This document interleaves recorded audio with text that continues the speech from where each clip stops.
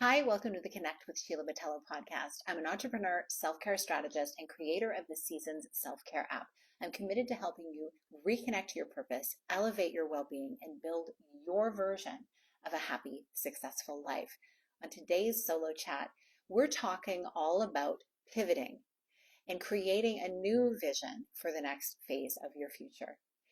Have you found yourself ever in a place where you are doing the day to day and realizing there is something more for you to do in your work or just in your life in general? You're not quite sure exactly what it is, but you need to take some space to actually uncover that. Well, these are the types of people that I typically work with a lot. People who are wanting to either expand where they are at right now, or they're wanting to make a complete shift altogether. And I'm tapping into a story today from one of my former clients who was doing some beautiful work in her corporate job. And she had climbed up the ranks. She had a prestigious office, a prestigious position, and she realized it was time for her to make a shift. And when she went about doing that, she thought she knew what she wanted, and she started going full force into that and realized she needed a little bit of guidance through the journey because everything started coming at her so quickly and she started having some conflicting emotions. Now, you're going to learn, obviously, you've probably learned this already, as you've tried to move into different careers or different new things in your life, it's not always comfortable, even if it's something that you want.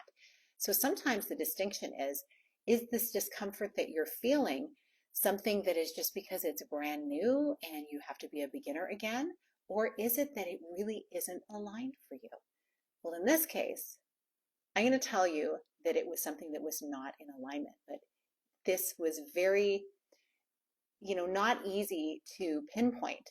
It took a little bit of time for us to get through this. So to give you a bit of context, this client of mine had a very prestigious role in an organization on a very prestigious street in a prestigious town.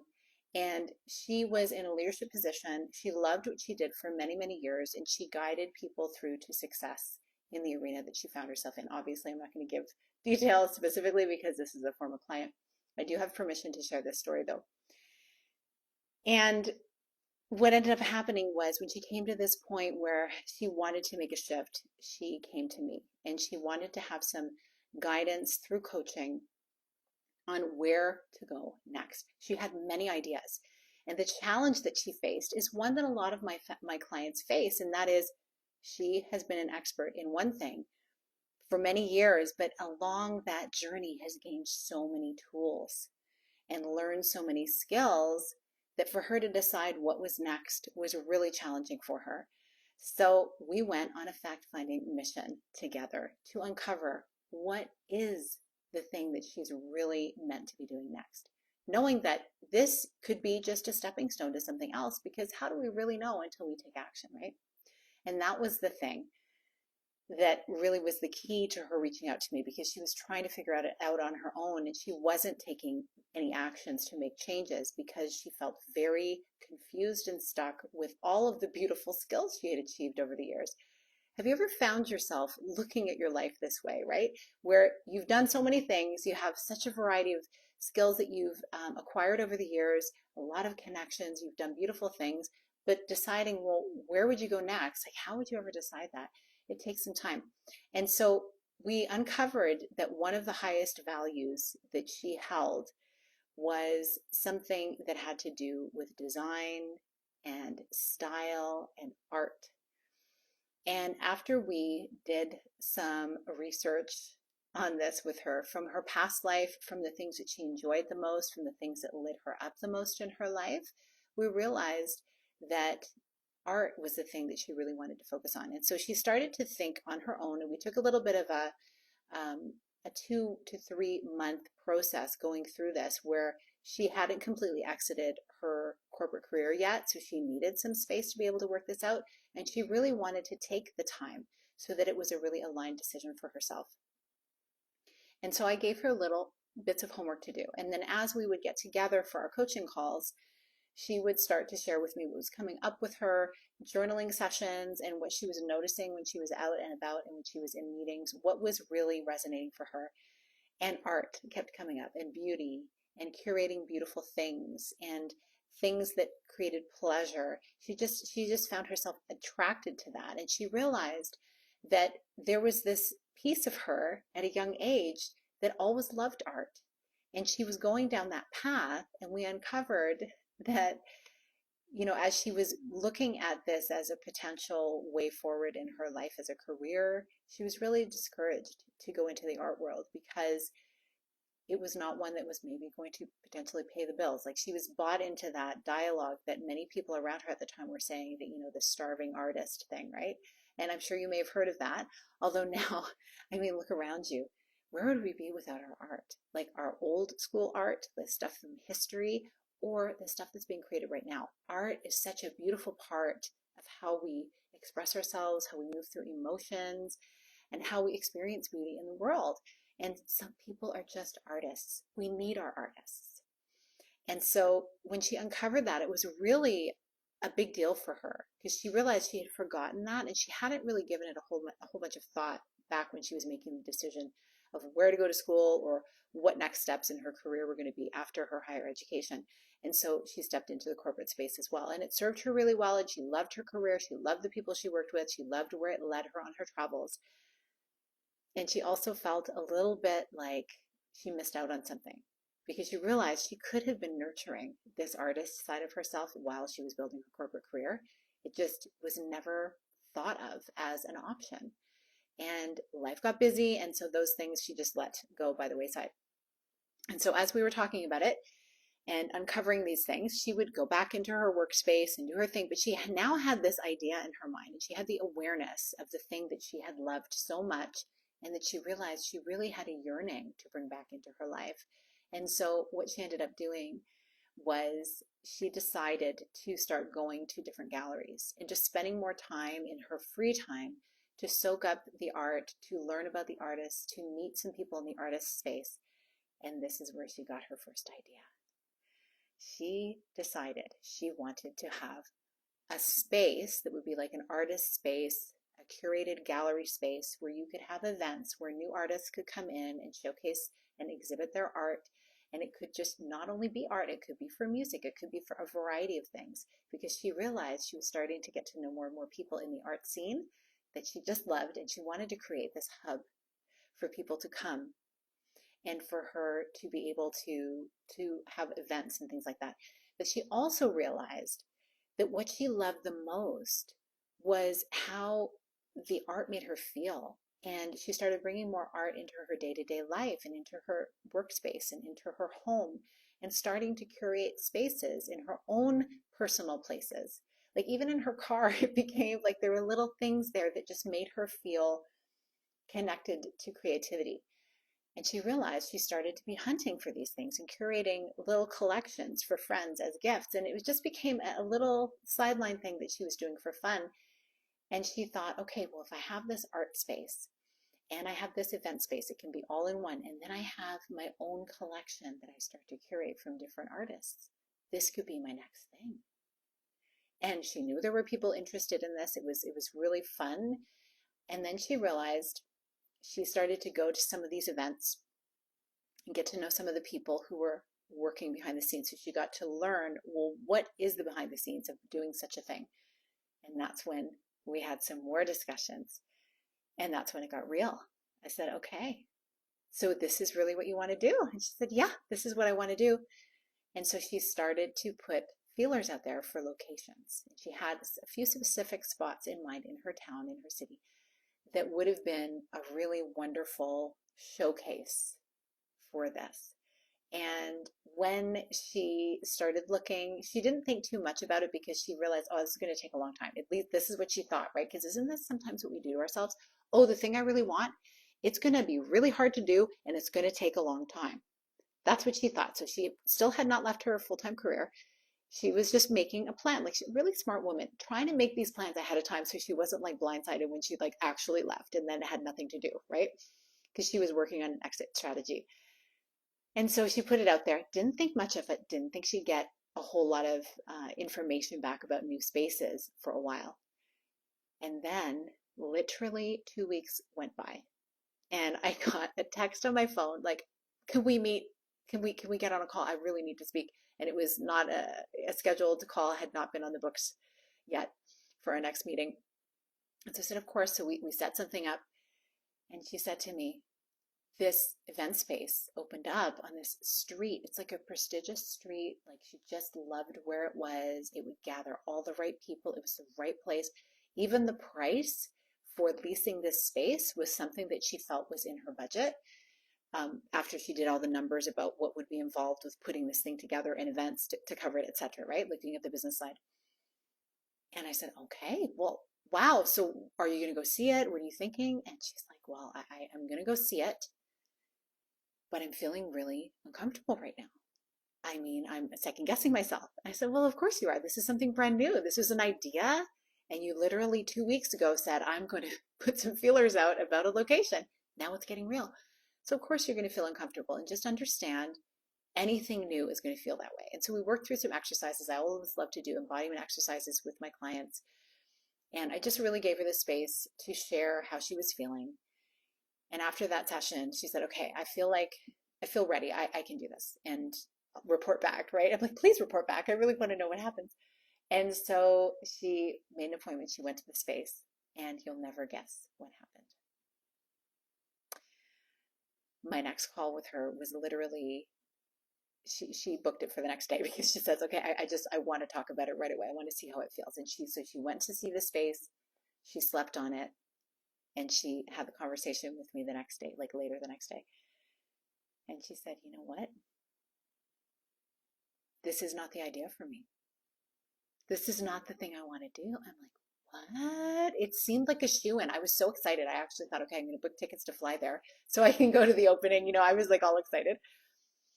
And I'm like, okay, so tell me what happened. Like, what did you feel in your body when you were there? What ran through your mind? What was it like? She goes, it was the perfect space. The people who were leasing it were wonderful. They were even going to throw in like, a free month because they loved the idea of what I was doing. And, just there were some beautiful connections. Like, oh my goodness, who does that? That's amazing. Like, this almost felt like it was meant to be. And she said what happened was, as I walked through the space and we were talking about the ideas, and I was really saying it out loud, this is what it's going to look like. And I was sharing about how I was curating these pieces and sharing these types of art pieces with people, and lighting up their life with these little curated sets that I was making of different designs and art and things. The realtor was asking her some questions about it and saying, oh, hey, we have some new clients in town who are actually looking to furnish their penthouse, and they're looking for some additional art. And they're looking for really unique things because they love art, but they don't want anything that looks like anything else. And this is when she realized what she really was meant to be doing. She said, you know what? I'm not meant to be hosting events and curating these events in a space. I am meant to be doing what I love and going wherever the wind blows me around, wherever it takes me. I'm like, what? What do you mean? What do you mean? And she realized just the idea of this person who needed the curated pieces for their penthouse. She realized how many other people around the world want to do that. And she loved, more than she loved art, we had uncovered this earlier on, more than she loved art, she loved travel and she loved culture. And so what she really wanted to do was mix art, travel, and culture. And she decided that instead, her new business model was going to be curating art pieces and collections and curios, like not just paintings and things like that, but like sculptures and like all kinds of sorts of things from around the world to people around the world. So going to different locations and curating from local indigenous cultures as well as local artisans to bring them to other places across the world to adorn the homes of the people who wanted to have something really unique. And I said, oh my goodness, this is so different than what you thought you were going to be doing. Well, maybe not that different, but like it's not a space, it's more fluid. And she said, one thing I realized when I was wanting to leave my corporate career was I wanted, as much as I did some travel for the corporate job, She said, I wanted to be able to have more freedom and flexibility to see the world and not be tied down to one specific location. Like, yes, I have my home, but I want to be able to travel and I want to be taking the joy of this art with me wherever I go, because I had not been able to really experience it through most of my life. And what we uncovered from this, and I hope you pick this up from this story as well, the only way she knew that that was truly the path she was meant to be on, and she knew it in her bones, and she literally took steps to get going on it right away. And it, yes, there were twists and turns around that journey. That's another story. But it was the right journey for her. Like, she's now doing this thing. What she realized was she never would have known had she not taken that first step. Taken the first step into the thing she thought she wanted, even though at the end it wasn't the exact thing she wanted. Like, this is a lesson in our actions showing us what our next steps are. How often do we find ourselves wanting to make change, and we think about it and we postulate on it and we ponder it and we noodle. We are in our heads, and then nothing changes and we don't do anything differently. We just think about it. And time goes, and then certain opportunities come and go, and we think, I wonder what would have happened if I actually had stepped into that, if I'd actually tried. Well, here's an example of someone who didn't just wait, they actually stepped into it. And it's just such a beautiful example of what can happen for all of us when we trust ourselves to step into our ideas. And always knowing, I hope this story will stay with you, in that you know that things don't have to work out how you initially imagined. Like, it could be better. It could be better. I love sharing stories like this. I have so many of my own I will share another time, but this one just stood out to me today as one I wanted to share with you, because it's an example of trusting yourself. And for years, for generations, we, all of us, men, women, everyone in the human species, have been kind of socialized, trained to not trust ourselves, to look outside of ourselves for what our next steps are. But I invite you to really look inside of yourself. Find out, do some deep reconnaissance work of your own on what are your next steps? What are the next things that you really want to be achieving in your life, or just experiencing? It doesn't even have to be business. Okay, this is a business story. I have so many others that have nothing to do with business. And let me tell you, this woman who was looking to shift her career and to pivot out of corporate into something of her own that she could just sink her teeth into and really enjoy, what she got from that was far greater than just a new revenue stream. It was a connection, a reconnection to her abilities, a reconnection to her desires. She was able to start trusting herself more. She took better care of herself. She felt like she could go slower in her life and speed up if she wanted to. She was living a life with more pleasure because she chose it. And it all started with just trusting herself to take the step forward. And what was beautiful was that she realized that for herself, now some of us can do this stuff totally on our own, but I have to say, most people who I really look at as being self-made, they're really not self-made. They have somebody there, at least one other person who is being a sounding board for their ideas. And so I really honor the fact that she reached out and she said, hey, walk me through this. Am I crazy to be doing this? I mean, she had a really amazing career already. And so her friends, the people around her closest to her, didn't fully understand, like, what? Why are you leaving this amazing career? Like, you have it made, right? Corner office, great connections, like great vacation, you can travel, all that. But she still had to show up and do the thing, right? And she was just ready for something different. It was kind of like the golden handcuffs that you hear about, right? And so she reached outside of her connected sphere of people to someone who was kind of third party here and say, okay, am I crazy? Should I really even be considering this?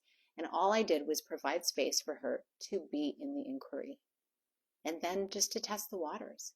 And she was freed up to be able to take those steps and not be afraid, because she still had her career going. Like she could have done anything. She could have just stayed where she was if she realized, you know what, actually, I realize this is what I want. I just want to stay where I am, but now I know because I took the steps. Because this is the gift that we give ourselves. When we take those steps, we'll never have to wonder what would have happened had I trusted myself and taken that step. You could be like her, where the first thing she thought she wanted to do was actually not what she wanted to do. But now she's doing something beautiful. And she's also open to the fact that when she's tired of doing that, if there's something different for her, she'll follow down that garden path. Like, it's okay. We get to change our mind. So I wanted to share that story with you because this is really the power of coaching and the power of connection with other people who are wanting to elevate in their lives, whatever that may look like. And so if you are in a space right now where you're like wanting to pivot and shift, I actually have a group program that is about to open its doors. It's this season's growth accelerator. If you want details about it, you can see the details either in the comments. You can comment growth, or you can tap the link in the show notes if you're listening to this on the podcast, and I'll give you the details. It's just such a fun experience when we get to challenge ourselves to something new. And usually it's not, oh, what should I do next? It's usually what I found with clients. It's ideas that have already been there for a very long time or even a couple of years. And now it's just time to take the step into it. But you don't have to do it alone. I'd love to walk along the journey with you and in a circle, because in these group containers that I create, it's not so much about top-down leadership where I'm just like, oh, let me tell you all the things you need to do. Like, sure, I'm there to answer questions and guide, but ultimately it's more about, let's see where this goes. Let's just have conversation and let's mastermind over ideas. Let's consider what are the possibilities. And sometimes having someone ask you questions and help you reflect back what it is that you're wondering about, that is really all you need to move forward. But then it's like, okay, taking the step, right? Who's going to hold you accountable to your dreams? Hopefully you can do it. And in my experience, even with myself, I need my own tribe to be able to like guide me through stuff too. My own circle, my own group, right? So that's what this container is all about. You can see the show notes for details. And I so appreciate you listening or watching wherever you are. And stay tuned for more mini-sodes and interviews coming up. I hope you go after the dream that is on your heart, because you are worthy of going for it. It's yours for a reason. It was planted there by the great beyond. So I wish you all the best, and I'll see you in another episode. Big blessings.